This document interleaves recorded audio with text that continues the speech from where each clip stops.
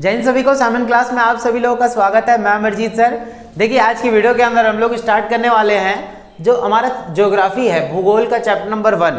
ठीक है, जितने भी जैसे मैंने हिस्ट्री का सिलेबस खत्म करवा दिया आप लोग का, पॉलिटिकल का, सोशियोलॉजी का, पेंटिंग का, और अब जो है इंग्लिश के चैप्टर बहुत सारे रह गए हैं जानता हूँ मैं, पर उसके भी करवा दूंगा मैं। उससे पहले जो ज्योग्राफी वाले बच्चे थे वो बहुत ज़्यादा डिमांड ये कर रहे थे कि जो है ज्योग्राफी की भी वीडियोस अपलोड होनी चाहिए। ठीक है, तो जिस तरीके से मैंने पॉलिटिकल और हिस्ट्री के सारे चैप्टर और सोशियोलॉजी के जितने भी सारे चैप्टर कंप्लीट कराए थे, ज़्यादा से ज़्यादा क्वेश्चन करवा के आप लोगों को, तो इसी तरीके से मैं इसमें जितने भी चैप्टर्स आपके आ रहे हैं, जो आपके भूगोल है, जो ज्योग्राफी है, एनआईओएस वाले बच्चे, उनके सारे जो है क्वेश्चन यहाँ पे कवर हो जाएंगे। और रही बात सीबीएसई की, तो सीबीएसई के अंदर आप लोग खुद जानते हैं कि देखिए 11th और 12th एनआईओएस की दोनों मिक्स होती है, जो 12th के अंदर आती है।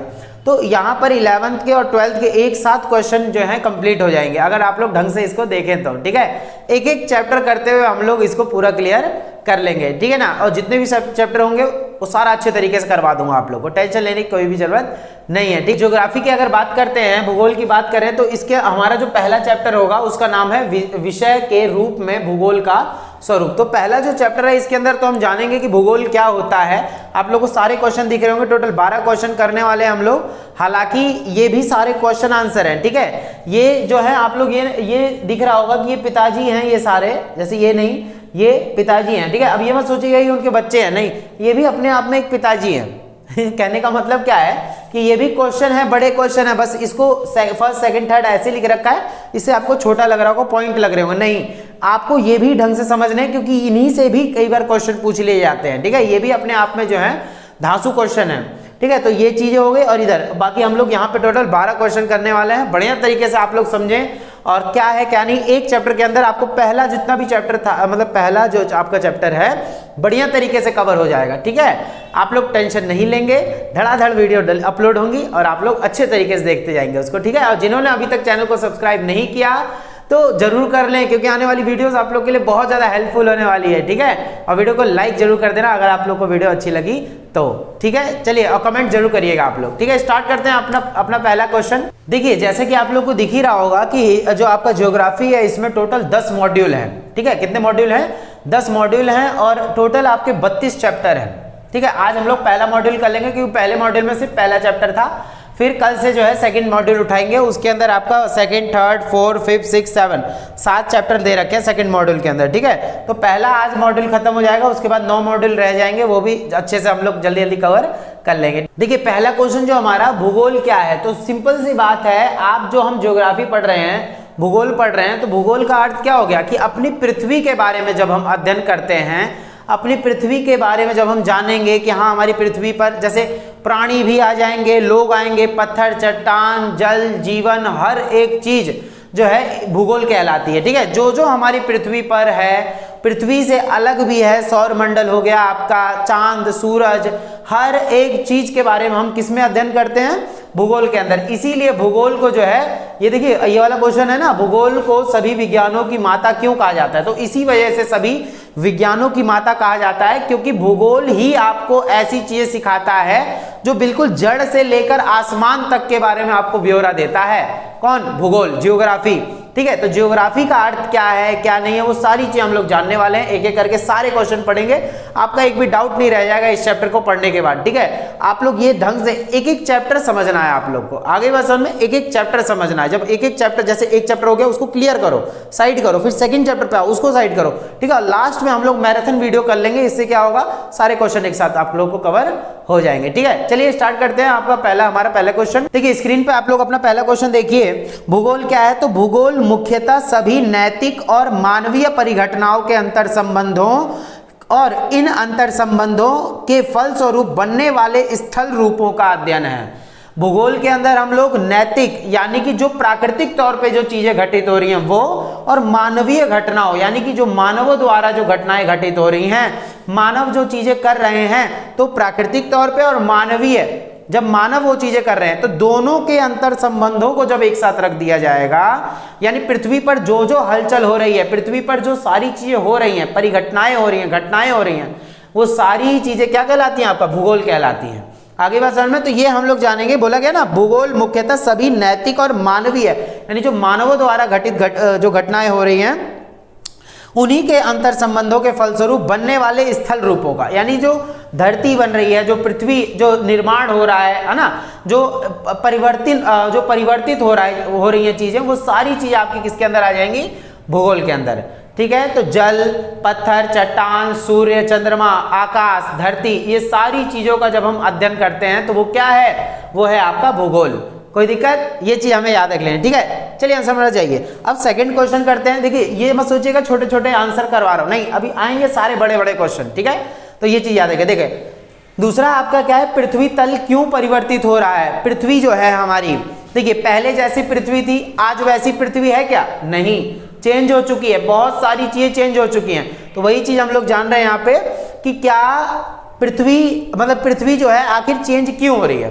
तो आंसर देखिए आप लोग अपने स्क्रीन पर, क्या है, तो पृथ्वी तल क्यों परिवर्तित हो रहा है, तो जिस पर्यावरण में हम रहते हैं उसकी निरंतर अंतर क्रियाओं और हमारे प्रयोग के तरीकों के कारण, जिस तरीके से आज हम पृथ्वी की हर एक चीज का प्रयोग कर रहे हैं, मान लीजिए कि धरती से हमें बहुत सारी चीजें मिल रही हैं, खनिज, पेट्रोलियम, सब कुछ धरती से ही मिल रहा है ना, तो हम उसका क्या कर रहे हैं, आज दोहन करते जा रहे हैं, मिसयूज करते जा रहे हैं। तो एक टाइम ऐसा आएगा जब सारी चीजें खत्म हो जाएंगी, ये पक्का है। इसीलिए हमें अपने संसाधनों को बचाकर रखना चाहिए।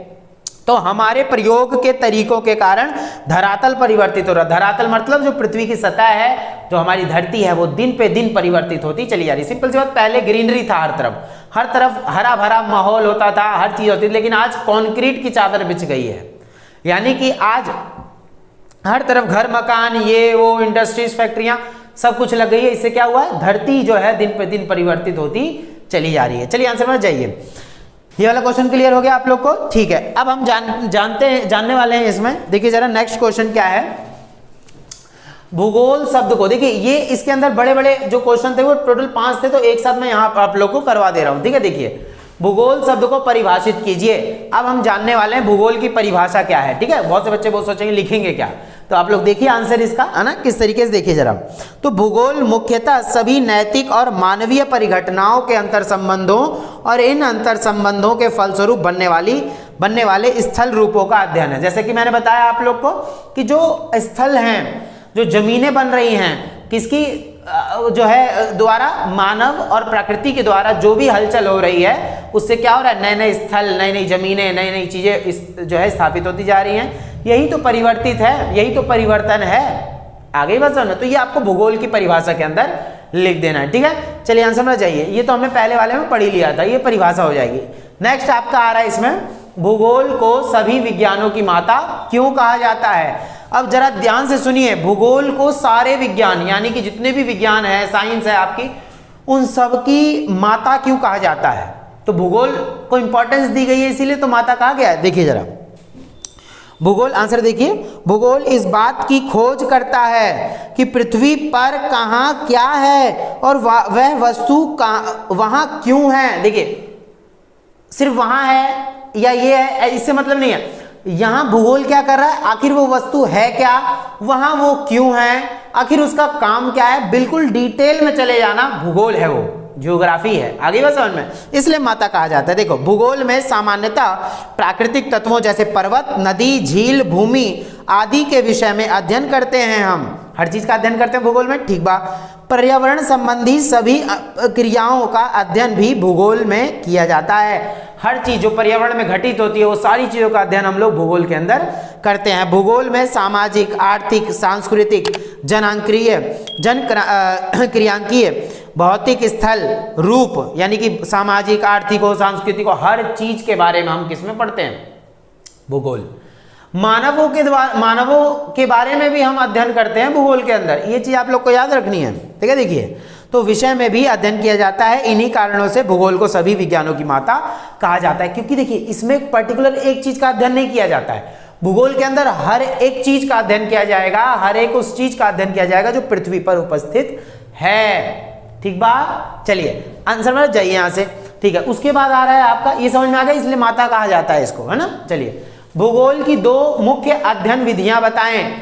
अब ध्यान से सभी लोग सुनेंगे, ठीक है। देखिए आंसर देखिए, भूगोल की दो मुख्य अध्ययन विधियां क्या है? भूगोल के अंदर हम लोग क्या चीजें पढ़ते हैं, विधि क्या है, अध्ययन करने की विधि क्या है भूगोल में, ठीक बा। चलिए देखिए, तो भूगोल की दो मुख्य अध्ययन विधियां हैं, आंसर दिखत बा ना, देखो जरा।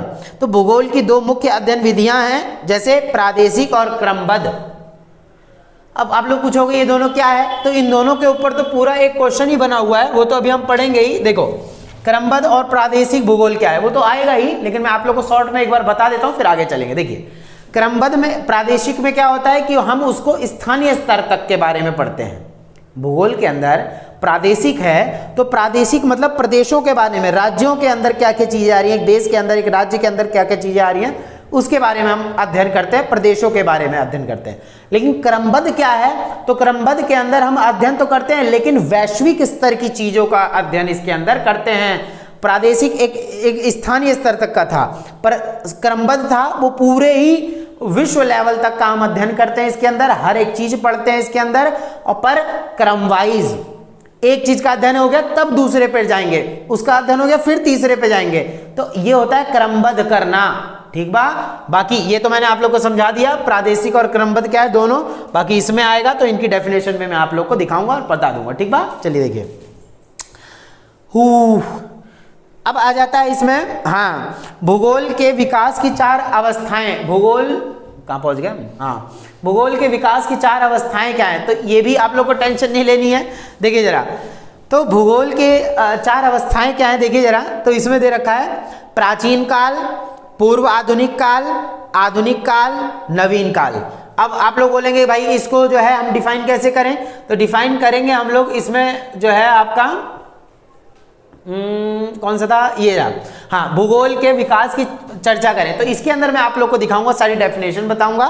जैसे ये टाइम के अकॉर्डिंग होता है ना हर चीज का अध्ययन, जैसे हमारे प्राचीन काल है, फिर आता है आपका मध्यकाल, फिर आधुनिक काल आता है ना, ये सारी चीजें आती हैं। वैसे इसमें क्या है, भूगोल के अंदर हम लोग 4 लेवल पर इसका अध्ययन करते हैं। एक आपका प्राचीन काल सबसे पुराना, फिर उसके बाद आता है पूर्व आधुनिक काल, फिर आता है आधुनिक काल, फिर नवीन काल जो नया है, जो अभी चल रहा है। आगे बात समझ में, ठीक बा, चलो आंसर में जाओ। उसके बाद क्या है हमारा, ये अभी डेफिनेशन अभी दिखाऊंगा मैं आप लोग को इस वाले आंसर में, परेशान नहीं होना, सब कुछ होगा, ठीक बा। देखिए, और वीडियो अच्छी लगे तो प्लीज लाइक जरूर कर देना, ठीक है। जिन्होंने अभी तक चैनल को सब्सक्राइब नहीं किया वो कर देना, क्योंकि आने वाली सारी वीडियोज आप लोग को मिल जाएंगी, ठीक है। धांसू पढ़ाऊंगा, मजा आ जाएगा, ठीक है। देखिए बस, देखिए आप लोग को पैसा नहीं लगता है, कुछ भी नहीं लगता है, बस आप लोग को प्यार दिखाना है अपना, तो साइमन क्लास को सपोर्ट करें, बहुत आगे तक जाना है अभी, ठीक है ना। चलिए, भौतिक एवं मानव भूगोल को परिभाषित करें। आखिर ये भौतिक और मानव भूगोल क्या है? भौतिक और मानव भूगोल वैसे तो आने वाला था, देखिए मानव भूगोल यहाँ पे है ना, उसके बारे में तो पढ़ेंगे। तो ऐसा नहीं है कि मैंने इसमें दे दिया तो दोबारा नहीं बताऊंगा, दोबारा बताऊंगा लेकिन थोड़े बड़े लेवल पर बताऊंगा उसको, ठीक बा। देखिए भौतिक और मानव भूगोल क्या है, तो इसके बारे में देखते हैं, आप लोग आंसर देखिए, क्लियर हो जाएगा तुरंत। भौतिक में क्या जानते हैं, देखिए भौतिक भूगोल, यह पृथ्वी के विभिन्न तंत्रों जैसे वायुमंडल, जिसमें वायु आता है, जलमंडल जल के बारे में, स्थल मंडल पृथ्वी की चट्टान, ठोस चट्टान, जमीनें, और जैव मंडल जिसमें मानव आ जाते हैं, जीव जंतु आ जाते हैं, वो सब का अध्ययन करते हैं जो पृथ्वी पर जीवित जीवों के लिए आवश्यक है। तो ये भौतिक भूगोल हो गया, पता चल गया ना भौतिक भूगोल के अंदर क्या क्या चीज आती हैं। अब आता है आपका मानव भूगोल, यही समझ लो आगे काम आ जाएगा। मानव भूगोल क्या है, यह किसी स्थान की संस्कृति, जैसे भाई भारत के अंदर अलग अलग जगह हैं, वहां की अपनी अपनी संस्कृति होती है, तो वो भी भूगोल के अंदर हम पढ़ते हैं, ठीक बा, संस्कृति भी पढ़ते हैं। जनसंख्या, वहां के सामाजिक, आर्थिक और राजनीतिक पक्षों की गतिशीलता का वर्णन करते हैं। मानव भूगोल के अंदर हम मानवों के बारे में पढ़ते हैं कि वो मानव का राजनीतिक, आर्थिक, सांस्कृतिक, ये सब में क्या हिस्सेदारी है, वैल्यू है, उन सारी चीजों के बारे में हम अध्ययन इसके अंदर करते हैं। आगे बात समझ में, ये चीज हमें याद रख लेनी है। चलिए आंसर में उड़ जाइए अब, ठीक है। अब आ जाता है नेक्स्ट क्वेश्चन हमारा, देखिए आ गया ना वो, क्रमबद्ध और प्रादेशिक भूगोल क्या है, क्रमबद्ध और प्रादेशिक भूगोल क्या है। तो आप लोग देखिए इसका आंसर, आप लोग देखिए अपनी स्क्रीन पर, देखिए क्रमबद्ध भूगोल धरातल, धरातल मतलब पृथ्वी की सतह, ठीक है, धरातल पर स्थित विशिष्ट प्राकृतिक व मानवीय तत्वों, देखो हमारे धरती पर प्राकृतिक हैं बहुत सारी चीजें और मानवीय भी हैं, मानवों द्वारा निर्मित की गई भी चीजें हैं बहुत सारी। तो मानवीय तथ्यों जो कि कुछ स्थानिक प्रतिरूपों या संरचना बनाते हैं, यानी कि प्राकृतिक तौर पर संरचनाएं बनी हुई है, पहाड़, जल, चट्टान, सब कुछ, और मानवों द्वारा भी बहुत सारी चीजें बनाई जाती हैं, उन सारी चीजों का भी अध्ययन क्रमबद्ध अध्ययन कहलाता है। एक एक करके जब हम उन सारी चीजों का अध्ययन करते हैं तो वो क्रमबद्ध अध्ययन है। बस ये होगा, इसके हम विश्व स्तर तक के बारे में अध्ययन करते हैं, विश्व स्तर तक, इंटरनेशनल लेवल तक का हम अध्ययन करते हैं तो क्रमबद्ध अध्ययन कहलाता है। साधारणतः क्रमबद्ध भूगोल को 4 शाखाओं में विभाजित किया जाता है। देखिए, भौतिक भूगोल, सब कुछ आएगा, भौतिक भूगोल, जैव भूगोल, पर्यावरण भूगोल सहित मानव भूगोल, सब पढ़ाया है अभी, भौगोलिक विधियां और तकनीक, भौगोलिक विधियां और तकनीक, ठीक है, ये भी अभी आएगा, सब पढ़ेंगे, बस डांस करते हुए पढ़ते रहेंगे, मजा आ जाए जिससे कि, ठीक है। चलिए देखिए, उसके बाद आता है आपका प्रादेशिक भूगोल। इसके अंदर मैंने बता दिया है, आंसर देखिए आप लोग। प्रादेशिक भूगोल क्या होता है? क्रमबद्ध भूगोल के समान प्रादेशिक भूगोल स्थानिक छापों तथा सभी क्रमबद्ध भौगोलिक प्रक्रियाओं का प्रदेश के विभिन्न आकारों के रूप में अध्ययन की शुरुआत है। ये प्रादेशिक है, प्रदेशों के बारे में, राज्यों के बारे में, बिल्कुल निचले लेवल तक के बारे में हम इसके अंदर अध्ययन करते हैं, स्थानीय स्तर तक का बताया था ना इसमें। देखिए, प्रदेश किसी एक कारक जैसे उच्चावच, उच्चावच मतलब होता है धरातल की ऊंची नीची, देखा होगा पहाड़ है, कहीं कहीं निचला इलाका है, सब कुछ, वर्षा, वनस्पति, प्रति व्यक्ति आय पर आधारित हो सकते हैं। वे 2 या अधिक कारकों के संयोग से निर्मित बहु प्रक्रियात्मक प्रदेश भी हो सकते हैं। जब प्रदेशों का निर्माण होता है, जैसे अब प्राकृतिक आपदा की वजह से भी हो सकता है, मान ली कहीं ज्वालामुखी फटा है तो उसके वजह से कहीं कुछ लोगों को विस्थापित होना पड़ता है ना, कहीं पहाड़ बन गया, जैसे हमारे हिमालय बना है, ठीक है, जब हमारा जो कॉन्टिनेंट जब टकराया था, जब ये भारत का जो हिस्सा है, जब चीन से तिब्बत वगैरह जब टकराया था तो तिब्बत की तरफ से एक पहाड़ निकला था जिसको हम बोलते हैं माउंट एवरेस्ट, तो वो तो हिमालय की चोटी हो गई सबसे। तो ये जो पूरा हिमालय है हमारा, ये टकराने पर बना था, आगे बात समझ में। देखिए, तो ये चीज़ है, तो सम्मिलित किया जा सकता है। प्रादेशिक भूगोल की मुख्य उपशाखाएं हैं, जैसे प्रादेशिक भूगोल में भी हम क्या पढ़ते हैं, प्रदेशों के बारे में पढ़ते हैं, जैसे क्या देखिए, प्रादेशिक अध्ययन, प्रादेशिक विश्लेषण, प्रादेशिक विकास और प्रादेशिक नियोजन, ये सारी चीज़ें हम इसके अंदर पढ़ते हैं, प्रदेशों के बारे में अध्ययन करते हैं। आगे बात समझ में, चलिए ठीक है, आंसर में जाइए यहाँ से। अब आ जाता है इसके अंदर आपका भौतिक भूगोल क्या है, तो भौतिक भूगोल के बारे में देखेंगे हम लोग, भौतिक भूगोल और जैव भूगोल, ये मैं ऑलरेडी आप लोगों को बता चुका हूँ। आंसर देखिए, भौतिक भूगोल के अंदर आपका आ जाएगा वायुमंडल, जलमंडल, स्थलमंडल, चट्टाने वगैरह, ये सब कुछ आ जाएंगी भौतिक भूगोल के अंदर। और जैव भूगोल के अंदर आपका क्या आ जाएगा, देखिए ध्यान, ये लाइन देखिएगा, यह विभिन्न प्रकार के वनों, घासों, वनस्पतियों और वन्य जीवों के विवरण, मानव प्रकृति संबंधों और जैविक पर्यावरण की गुणवत्ता और इसके जो है मानवीय कल्याण के निहितार्थ का अध्ययन करता है। तो जैव भूगोल के अंदर आपको ये सारी चीजें देखने को मिलेंगी, जिसमें मानव के बारे में, जीवों के बारे में, घास, चट्टान, वनस्पति, ये सब कुछ आ जाएगा इसके अंदर। आगे बात समझ में, चलिए आंसर में जाइए। तो ये हो जाएगा। उसके बाद आ जाए जनसंख्या और आर्थिक भूगोल क्या है, जनसंख्या और आर्थिक भूगोल। देखिए, जनसंख्या तो सब लोग जानते ही हैं, लोगों की जनसंख्या जो होती है, क्या है इसमें, देखिए इसमें जनसंख्या के विविध पक्षों जैसे जनसंख्या वितरण, जनसंख्या कितने में बटी हुई है वो, घनत्व, सब कुछ पढ़ते हैं हम भूगोल के अंदर, ज्योग्राफी के अंदर, ठीक है।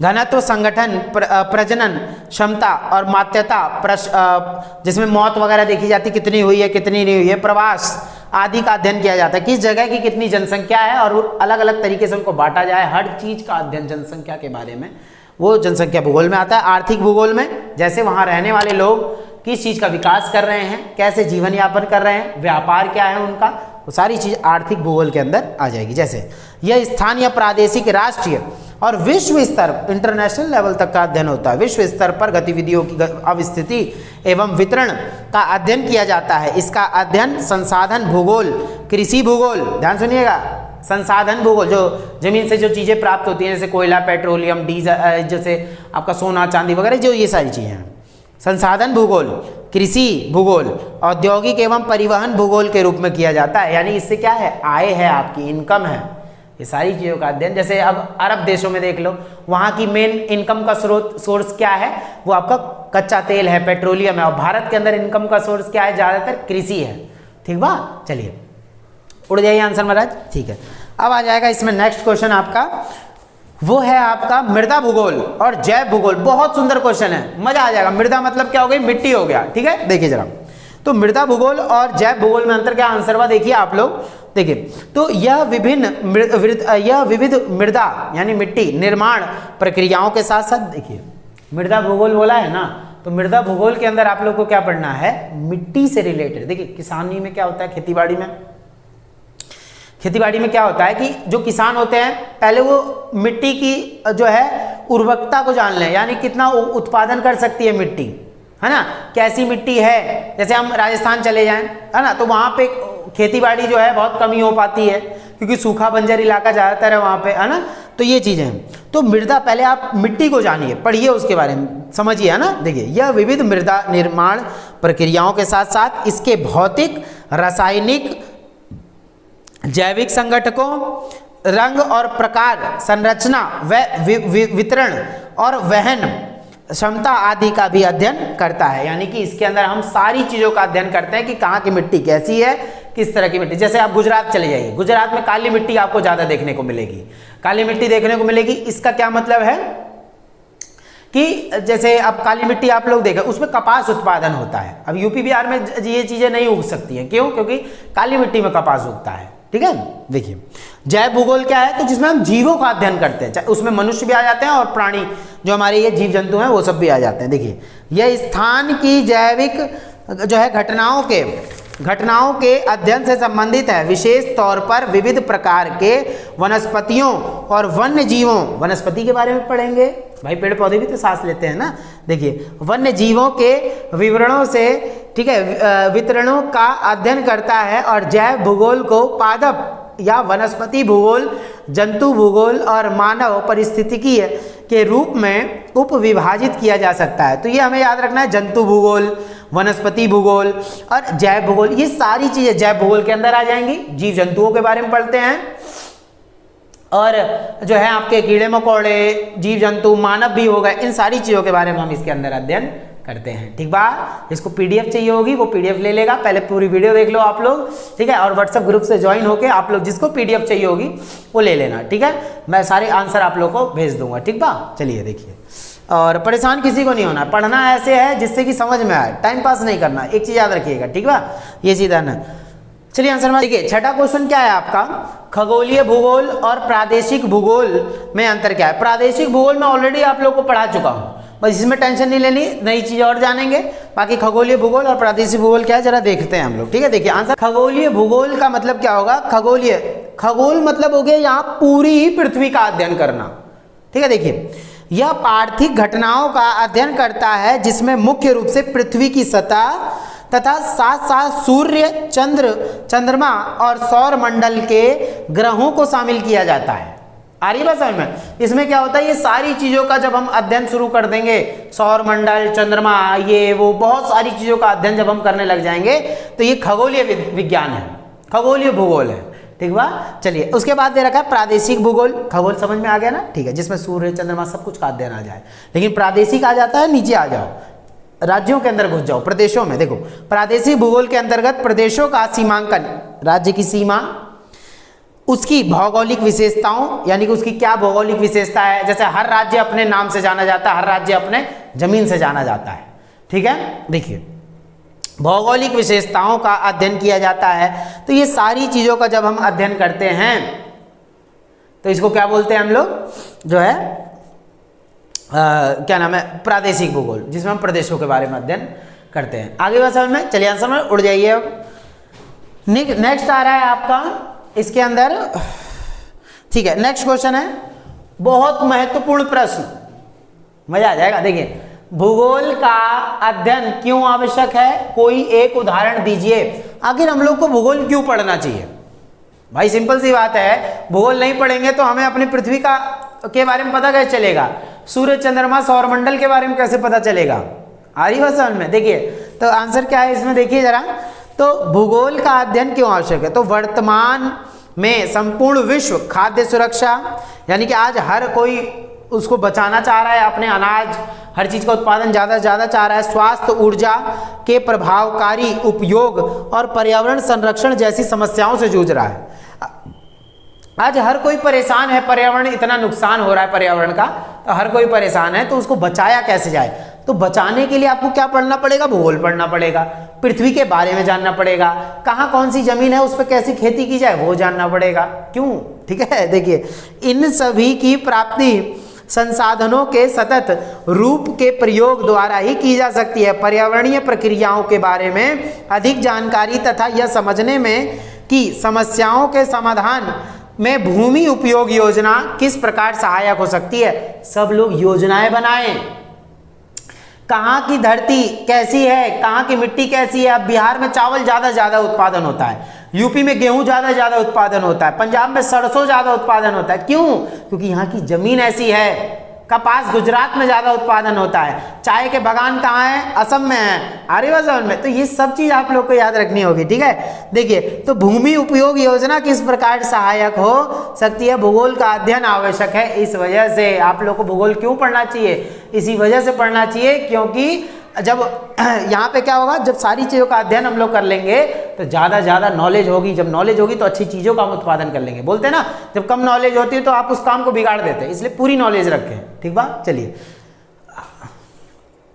उसके बाद हमारा नेक्स्ट क्वेश्चन आएगा। देखिए आंसर मार्क तो चले गए हैं। ठीक है, अब देखिए हमारा है मानव भूगोल क्या है। ठीक है, ये होगा मानव भूगोल के जो है उपशाखाओं की एक सूची बनाइए। आखिर हम मानव भूगोल के बारे में क्या जानते हैं और मानव भूगोल के अंदर क्या क्या चीज़ आती है वो जानिए। आंसर आप लोग देखिए, बड़ा थोड़ा सा है, कोई दिक्कत नहीं, लेकिन पढ़ा देंगे इसको। देखिए मानव भूगोल क्या है। मानव भूगोल के उपशाखाओं के बारे में। मानव भूगोल पृथ्वी की सतहों, ध्यान सुनिएगा, मानव भूगोल पृथ्वी की सतह, ठीक है, पृथ्वी की सतह और मानव समुदायों के बीच संबंधों का संरक्षण है।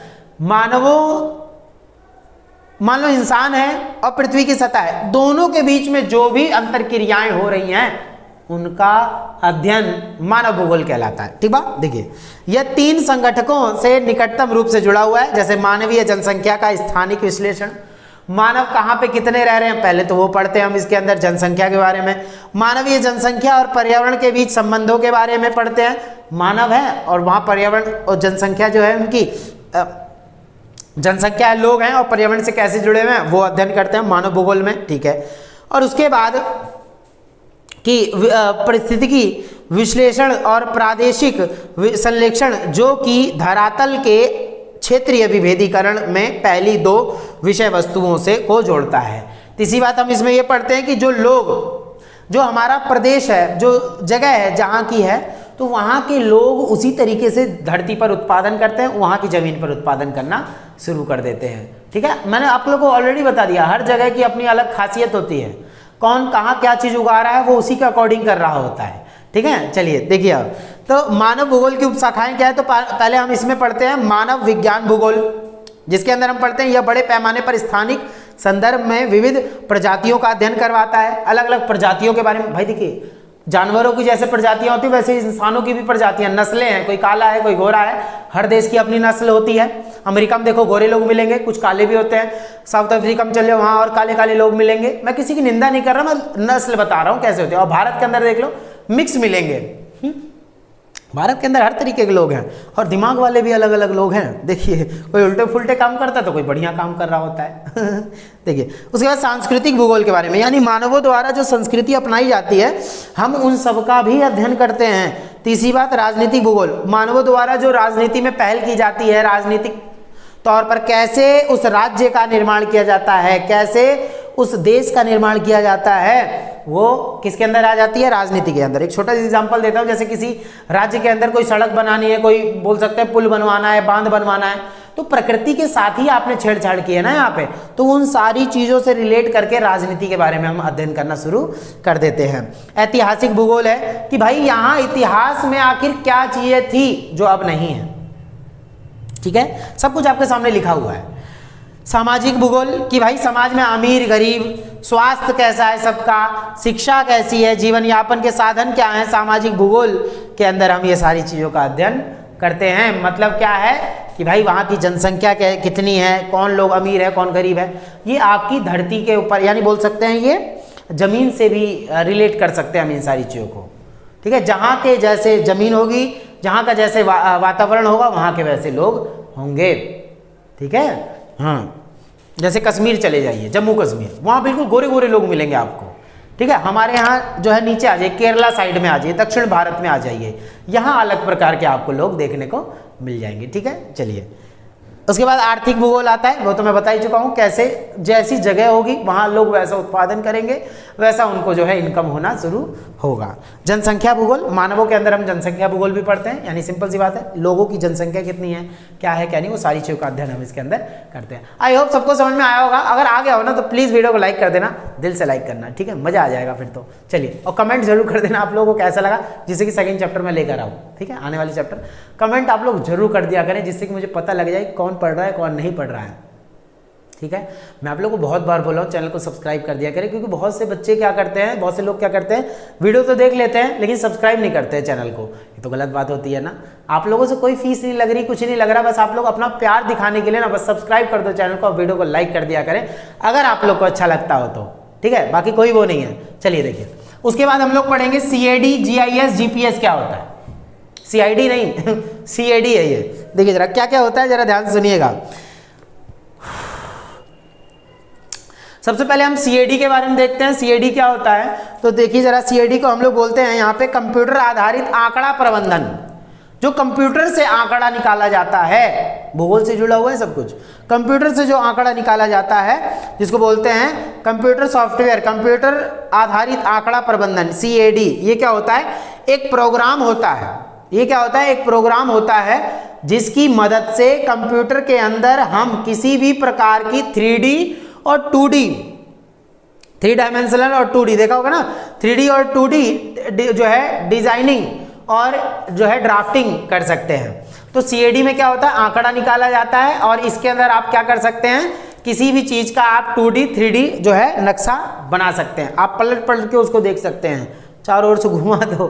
ठीक है, ये जमीन है जैसे मान लो, उसको हमने क्या करा, इस तरीके दिखा रहे हैं और नीचे से भी दिख रहा है, हर चीज दिख रहा है, 2D 3D। ठीक है, चलिए देखिए जरा ध्यान सुनिएगा।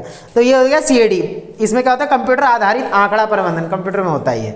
उसके बाद आता है GIS। GIS क्या होता है, ये होता है भौगोलिक सूचना तंत्र। भौगोलिक, इसमें आपको इंफॉर्मेशन दी जाती है, सूचना। कंप्यूटर हार्डवेयर और सॉफ्टवेयर को भौगोलिक सूचना के साथ एकीकृत कर, भौगोलिक सूचना यानी कि जमीन की सूचना दे रहा है आपको ये, इसके लिए आंकड़े एकत्र करने का, प्रबंधन करने का, विश्लेषण, संरक्षण और निरूपण की व्यवस्था की जाती है। तो GIS में क्या होता है, आपको GIS का यूज मैप बनाने और प्रिंट करने के लिए किया जाता है। GIS का यूज क्यों किया जाता है, इसमें आपको मैप बनाया जाता है और आपका प्रिंट निकाला जाता है इसमें, इसलिए जो है इसका इंफॉर्मेशन होता है ये, यानी कि भौगोलिक सूचना तंत्र इसका अर्थ होता है। कोई दिक्कत, इसमें आपको क्या करते हैं, इसमें 2D 3D दिखाया जाता है, इसमें आपका जो है सूचना दिखाई जाती है और किस जगह पे क्या चीजें हैं वो सारी चीजें पता लग जाती हैं इसमें। ठीक है, इसमें मैप बनाए जाते हैं, प्रिंट निकाला जाता है, आंकड़े एकत्रित किए जाते हैं, प्रबंधन किया जाता है, किसी भी चीज का मैनेज किया जाता है, अप एंड डाउन, और विश्लेषण, संरक्षण करना, निरूपण करना, उसको दर्शाना कि आखिर उस जगह पे क्या चीजें हैं। ठीक है, वो होता है आपका GIS। और GPS क्या होता है, GPS तो बहुत से बच्चे लोग जानते होंगे कि GPS क्या होता है। आपको कहीं जाना होता है तो आप अगर अपना GPS ऑन करते हैं तो सामने वाला जान जाएगा कि आप है कहाँ पे, आपकी लोकेशन क्या है। जब हम किसी को लोकेशन भेजते हैं तो पहले अपनी GPS ऑन करते हैं, तो GPS क्या करते हैं, हम उसको भेज देते हैं कि एग्जैक्ट मैं हूँ कहाँ पे, आप आ जाओ। ठीक है, ये चीज़ होता है। कई जगहों पे, कई चीज़ों पे GPS, हर चीज़ में आजकल GPS लगा के रखते हैं। जैसे जहाज़ें हो गई आपकी, जहाज जो पानी वाली जहाज़ें हो गई, इससे पता लगता है कौन सी चीज़ कहाँ पे है, उसकी लोकेशन का पता चलता है, तो वो GPS है। ठीक है, चलिए देखिए, तो आपको ये क्लियर हो गया। उसके बाद आता है आपका ये क्वेश्चन, 10वां क्वेश्चन है, भूगोल शब्द से आपका क्या तात्पर्य है, इसकी कौन कौन सी शाखाएं हैं, भौतिक भूगोल का वर्णन करना। भौतिक भूगोल मैं 100 बार पढ़ा चुका हूँ। देखिए जरा, यहाँ पे क्या है आपका, भूगोल शब्द से आप क्या समझते हैं ना। देखिए, तो सिंपल सी बात है, क्या बोला जा रहा है, देखिए भूगोल स्थानों का विज्ञान है। मैंने बता दिया आप लोग को, भूगोल किसका स्थान है, विज्ञानों का स्थान है। भूगोल स्थानों का, मैंने क्या बोल दिया, मुंह दर्द हो गया ना, इसलिए गलत हो रहा है। देखिए, भूगोल स्थानों का विज्ञान है, यानी हम इसमें स्थान के बारे में पढ़ते हैं। भूगोल प्राकृतिक व सामाजिक दोनों ही विज्ञान है। हम इसमें प्रकृति के बारे में भी पढ़ते हैं, मानवों के द्वारा, मानव के बारे में पढ़ेंगे तो समाज का अध्ययन होगा, सिंपल सी बात है। जो कि मानव व पर्यावरण दोनों का अध्ययन है, मानव का अध्ययन, पर्यावरण का अध्ययन, दोनों का अध्ययन होता है किसमें, इसमें भूगोल के अंदर। ठीक है, इतना क्लियर हो गया। ठीक है, यह भौतिक व सांस्कृतिक विश्व को जोड़ता है, और जैसे हम जो प्राकृतिक है उससे और जो हमने बनाया दोनों एक दूसरे से जुड़ते हैं। और बोला जा रहा है भौतिक भूगोल, मानव भूगोल एवं प्रादेशिक भूगोल। प्रादेशिक भूगोल में पढ़ा चुका हूँ, आप लोग कन्फ्यूजन में मत आना। भौतिक भूगोल पृथ्वी की व्यवस्था से उत्पन्न प्राकृतिक वातावरण का अध्ययन करता है। मानव भूगोल राजनीतिक, आर्थिक, सामाजिक, सांस्कृतिक और जनांकीय प्रक्रियाओं से संबंधित है। इसमें हर चीज़ का अध्ययन करते हैं मानव भूगोल के अंदर, मानव भूगोल के अंदर पढ़ा चुका हूँ मैं। यह संसाधनों के विविध, मैं आप लोग को इसलिए दिखा रहा हूँ ना ताकि आप लोग को क्लियर रहे कि हमने पढ़ लिया और क्या क्या चीज़ें हैं वो आप लोग को दिख सके। देखिए, तो भौतिक भूगोल क्या है, भौतिक भूगोल के अंदर मैंने बता दिया जिसमें पृथ्वी जैसे बोल रखा है, साथ ही यह भूगर्भ शास्त्र, मौसम विज्ञान, जंतु विज्ञान, रसायन शास्त्र, हर चीज का अध्ययन करवाता है। क्या, भौतिक भूगोल। क्लियर है इतना? ठीक है, थोड़ा सा नीचे चलते हैं। इसके अंदर हम खगोलीय भूगोल के बारे में पढ़ते हैं, जो पढ़ा दिया मैंने। इसके अंदर हम भू आकृति विज्ञान, किस जगह की क्या आकृति है, जैसे हर राज्य की अपनी अलग पहचान होती है, मैंने बता दिया। असम में कैसी खेती होती है, सीढ़ीनुमा खेती। अलग अलग जगहों पे, जैसे आप चले जाए गोवा चले जाए, महाराष्ट्र चले जाए, है ना, उसकी कई जगह क्या है, पहाड़ी नुमा है। आगे बात समझ में, चलिए देखिए। उसके बाद क्या है कि जलवायु विज्ञान, समुद्र विज्ञान, ठीक है, मृदा भूगोल। इसके अंदर ये मैं आप लोगों को पढ़ के नहीं बताऊंगा, बहुत इजी है क्योंकि हम इन सारी चीज़ों का अध्ययन करते हैं भौतिक भूगोल के अंदर, मानव भूगोल के अंदर नहीं, भौतिक भूगोल के अंदर। तो मृदा भूगोल, जैव भूगोल, ये सारी चीज़ों का अध्ययन हम किस में करते हैं, भौतिक भूगोल के अंदर, जैसे मैंने मानव भूगोल पढ़ाया था। क्लियर है? ठीक है, अब हम जानेंगे इसमें दैनिक जीवन में भूगोल क्या है। बहुत महत्वपूर्ण प्रश्न होगा, दैनिक जीवन में भूगोल का क्या मतलब होता है, वो आप लोग जरा ध्यान से सभी लोग सुनिएगा। देखिए भौतिक दैनिक जीवन में भूगोल का मतलब क्या होता है। देखिए, तो दैनिक जीवन की बात करते हैं तो पृथ्वी की सतह पर लगातार परिवर्तन हो रहा है। ठीक है, सामान्यतः जो है प्राकृतिक तत्वों जैसे पर्वत, नदियाँ, झील आदि के बारे में हम जानते हैं, और ये इसमें धीरे धीरे परिवर्तन होता है, अचानक से नहीं हो जाता, इसमें धीरे धीरे परिवर्तन होता है। तो दैनिक जीवन में हम ये सब देखते हैं, ठीक है। लेकिन जबकि सांस्कृतिक तत्वों जैसे मकान, सड़क, फसल में तेजी से परिवर्तन होता है, उसमें धीरे से, तो इसमें तेजी से होता है। ठीक है, तेजी से होता है किसमें, जिसमें हम बनाते हैं जो चीज़ें, मकान, सड़क, फसल वगैरह ये सब, और धीरे धीरे नदियाँ, झील, पर्वत, ये सब के बारे में बात करते हैं। यह सब पर्यावरण जिसमें हम रहते हैं और उसका प्रयोग करते हैं कि लगातार अंतर्क्रियाओं के फलस्वरूप हो रहा है। भूगोल इस प्रकार के प्रतिरूपों का अध्ययन कराता है, और भूगोल न केवल इस बात की खोज करता है कि पृथ्वी कहाँ है, पृथ्वी पर क्या है, और पृथ्वी पर कौन सी चीज़ कहाँ है, सारी चीज़ों का अध्ययन करवा देता है। ऑलरेडी मैं आप लोगों को पढ़ा चुका हूँ, आप लोग इसमें देख सकते हैं। ठीक है, देखिए वीडियो को पॉज कर करके एक बार थोड़ा थोड़ा ना पढ़ भी लिया करो आप लोग। ठीक है, देखिए भूगोल जो है स्थान का विज्ञान है, जगह का विज्ञान है भूगोल। मानचित्र भूगोल वेत्ताओं के लिए आवश्यक उपकरण है। मानचित्र यानी नक्शा नहीं होगा तो बहुत दिक्कत हो जाएगी, आगे बात समझ में। ठीक है, मानचित्रों को बनाने के लिए अंकीय भौगोलिक सूचना तंत्र नए उपकरण हैं, और भूगोल के अध्ययन और मानचित्रों के उपयोग से स्थानिक योजना बनाई जा सकती है। यानी भूगोल का जब हम अध्ययन करेंगे तो स्थान का हम इसमें पूरी चीज़ें वो कर सकते हैं, कौन सी जगह कहाँ पे है, हम ये सारी चीज़ों का अध्ययन कर सकते हैं। ठीक है, चलिए, तो ये दैनिक जीवन भूगोल का इसलिए महत्व है क्योंकि हम डेली लाइफ में ये सारी चीज़ें यूज़ करते हैं, कहीं जाना हो, आना हो, तो जीपीएस वगैरह का तो कार्य हर जगह होता है। ठीक है, और इनका काम भी होता है, इसका काम तो ज़्यादा होता है। ठीक है, देखिए नक्शे वगैरह देखते हैं ना इसमें। ठीक है, भूगोल की विकास की चर्चा करें, जैसे मैंने बताया था ना 4 चरण होते हैं, तो वही आप लोग का है। प्राचीन काल देखिए पहले, इसमें प्राचीन काल में जैसे विद्वानों के नाम बता रखे हैं यहाँ पे। प्राचीन काल यानी सबसे पुराना काल। इसमें क्या था, प्राचीन काल के विद्वान मानचित्र निर्माण और खगोलीय मापों द्वारा पृथ्वी के भौतिक तथ्यों को समझते हैं, जिसमें आपके होमर, हेरोडोटस, थेल्स, अरस्तु ये सब आ जाते हैं। प्राचीन काल के अंदर जो है मानचित्र वगैरह ही बनाए जाते थे, ऐसी नहीं है, पुराने टाइम पे बनाते थे। उसके बाद आता पूर्व आधुनिक काल। इसमें बोला जा रहा है यह काल 15वीं सदी से 18वीं सदी तक चला था, पूर्व आधुनिक काल बोल रहा है। और यह काल आरंभिक भूगोलवेत्ताओं की खोजों और अन्वेषणों द्वारा विश्व की भौतिक और सांस्कृतिक प्रकृति के बारे में वृहत जानकारी देता है। भूगोलवेत्ता कौन होते हैं, जो भूगोलिक चीज़ों को खोजते वो करते हैं। तो इन्होंने क्या करा कि विश्व की भौतिक सांस्कृतिक, पूरे विश्व की जो है एक देश में दूसरे देश के बारे में कैसे पता है आज, तो इस वजह से पता है कि आज इतनी सारी चीज़ें एक देश से दूसरे देश में फैल रही हैं। नक्शे पता है हमें, मैप पता है कौन सी जगह कहाँ है, ये सारी चीज़ों के बारे में पता है। तो वो पूर्व आधुनिक काल है जो प्राचीन काल के बाद आया। उसके बाद आता है आधुनिक काल। इसमें नाम बता रखे हैं रीटर और हम्बोल्ट का उल्लेख बहुधा आधुनिक भूगोल के संस्थापक के रूप में किया जाता है। 19वीं सदी के उत्तरार्ध का काल आधुनिक काल जो है आधुनिक भूगोल का काल माना जाता है, यानी कि नया 19वीं शताब्दी को हम बोलते हैं कि आधुनिक काल है। उसके बाद जो आज चल रहा है वो नवीन काल है। जैसे इस काल में द्वितीय विश्व युद्ध के बाद, यानी द्वितीय विश्व युद्ध कब खत्म हुआ था, 1945, तो 1945 के बाद का काल इसमें दे रखा है। तो इस काल में द्वितीय विश्व युद्ध के बाद भूगोल का विकास बड़ी तीव्र गति से हुआ। आज देख लो टेक्नोलॉजी इतनी ज्यादा है कि हम यहीं बैठे बैठे देख सकते हैं कि दुबई में आखिर हो क्या रहा है हम बैठे बैठे यही देख सकते हैं कि आज विश्व भर में क्या चल रहा है। अरे समझ में ये, चलिए तो वर्तमान भूगोलवेत्ता प्रादेशिक उपागम और क्रमबद्ध उपागम को जो है ये सारी चीजें, तो प्रादेशिक उपागम मैंने बता दिया, प्रादेशिक क्या है जिसमें हम प्रदेशों का अध्ययन करते हैं, और क्रमबद्ध उपागम मतलब क्या है जिसमें हम विश्व का अध्ययन करते हैं, विश्व में क्या चीजें घटित हो रही हैं उन सारी चीजों का अध्ययन हम करते हैं। ठीक है, आई होप सबको ये वीडियो बहुत पसंद आई होगी। अगर सच में अच्छा लगा हो ना तो वीडियो को लाइक जरूर कर देना आप लोग, और चैनल को सब्सक्राइब किए हुए बिना मत जाना। बेल आइकन का बटन दबा के ऑल का बटन जरूर से प्रेस कर लेना, क्योंकि आने वाली सारी वीडियोस आप लोग को अच्छी अच्छी मिलती रहेंगी। ठीक है, विदा लेते हैं, कल हम लोग मिलेंगे नेक्स्ट चैप्टर के साथ।